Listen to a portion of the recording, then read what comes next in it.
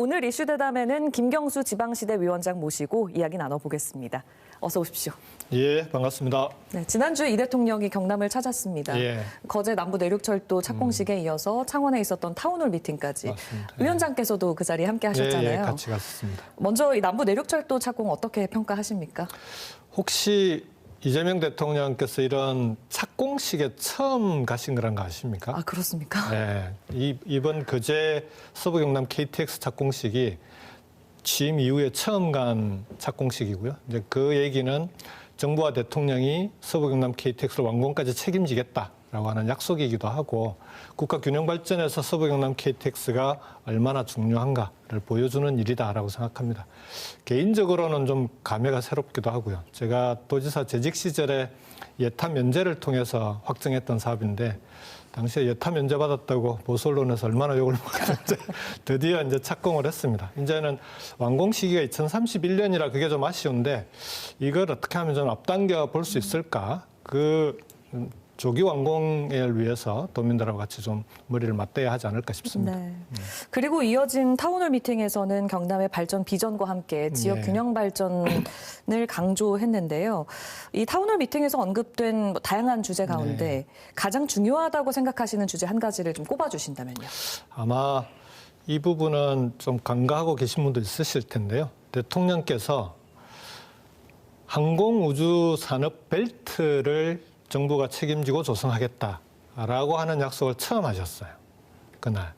근데 이게 이제 벨트라고 하는 게 중요한데 그 사천 진주의 항공우주 복합도시는 국토부에서 추진을 하고 있고 근데 이게 사천 진주만이 아니고요.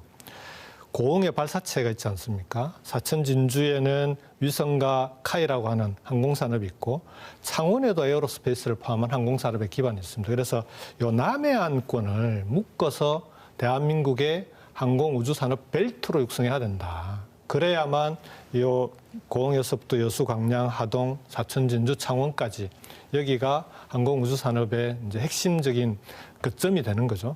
그걸 이제 육성해 나가겠다라는 약속을 하셨던 거고 이 부분은 서부 경남 발전에 대단히 중요한 약속이다 이렇게 생각하고요.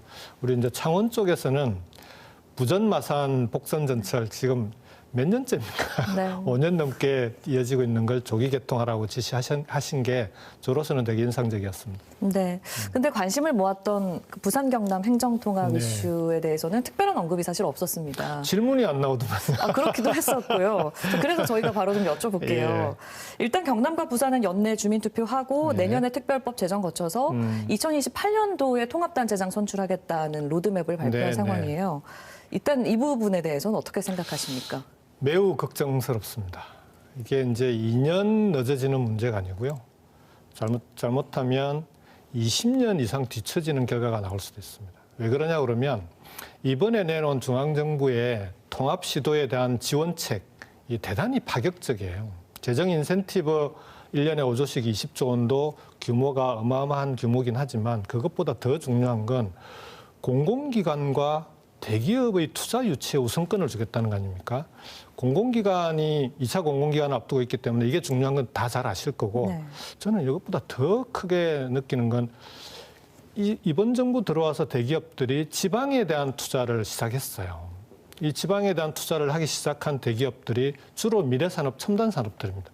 그 미래산업, 첨단산업의 대기업 투자 유치에서 뒤처진다. 한 발 늦게 간다.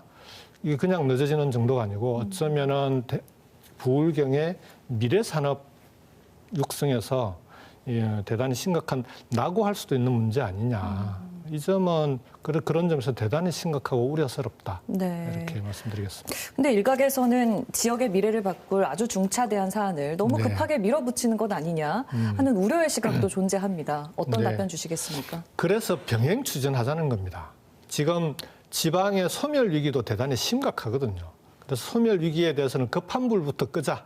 그게 정부의 파격적인 지원을 통해서 통합을 통해서 급한 불은 끄고 그렇지만 말씀하신 대로 그 과정은 따복따복 밟아야 되지 않겠습니까? 그래서 병행해서 하나하나 밟아 나가는 것이 필요하다.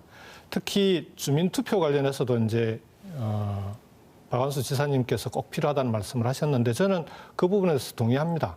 어떤 점에 대해서 동의하냐? 주민들의 의사를 반드시 확인해야 된다.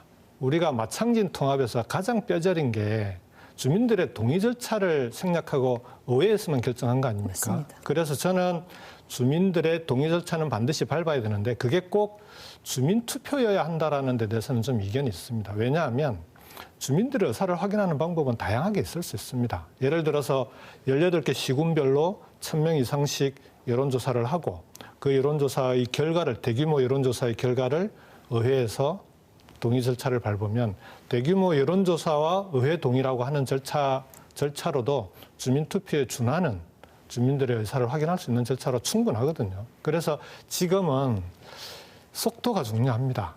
왜냐하면 정부가 추진하고 있는 속도에 지방정부가 보조를 맞추느냐 못 맞추느냐가 지방정부, 지방의 미래와 직결되기 때문에 그런 점에서 다시 한번 부산, 경남이 이 부분에 대해서는 주민들의 의사를 확인할 필요가 있다 이렇게 생각합니다. 네. 끝으로 다가오는 지방선거 경남도지사에 또 위원장님 이름이 또 거론되고 있는 걸로 압니다. 예. 앞으로의 행보에 대해서 좀 한 말씀 해주신다면요.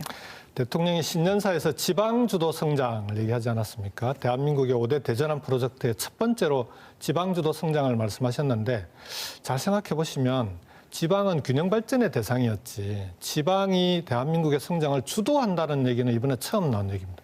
그 지방주도 성장을 주도할 수 있는 것이 부울경입니다. 근데 지금은 부울경이 그런 점에서 계속 뒤처지고 있는 점이 대단히 안타깝기도 하고요. 이런 부울경이 그리고 우리 경남이 다시 한번 지역의 균형 발전, 지방주도 성장을 앞장서서 이끌어 나가는 데 할 수 있는 역할이 있다면 어떤 역할이든 저는 마다하지 않겠다. 이 입장을 계속해서 국민들께 말씀드려왔습니다. 네, 답변이 어느 정도 또 된 것 같습니다. 네. 오늘 말씀은 여기까지 듣겠습니다. 고맙습니다.